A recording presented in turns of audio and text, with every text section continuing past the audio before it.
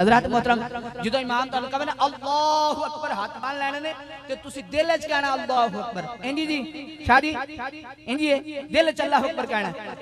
जिन्नी 4 बारी इमाम ने कहना अल्लाहु अकबर। फिर साडे कुछ लोग ऐसे ने जो इमाम साहब कहना अस्सलाम वालेकुम व रहमतुल्लाह पहले आ छड़ना तो फिर यार इंज नहीं हुंदा।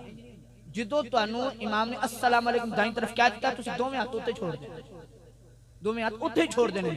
दूसरी जुत्ती दा जड़ा थल्ले वाला हिस्सा गंदा हुंदा है याद रखना उन्होंने मल के अगर कोई जिवें होना सी साडा एक बच्चा शरोज अल्लाह ताला उहदी वालदा नूं करी के रहमत ता फरमाए जनाजा पढ़ के आए हज़रात मोहतरम वो तुसी खड़े हो ते घाह है हुण सारी गल कि कोई शायद कट्टन दा कोई अंदेशा है फिर तुसी जुत्ती नूं अच्छे तरीके नाल मसल के ए शरीयत मैं दस रहा पहले मैं दस्सिया तुहानूं ए शरीयत बचाने वालियां दा तरीका हुण दसना शरीयत हज़रात मल के फिर तुसी जनाजा पढ़ सकदे हो ते हजूर दी आशिक पिछे नमाज हुंदी जे गुस्ताख पिछे नहीं हुंदे व मात फीकी।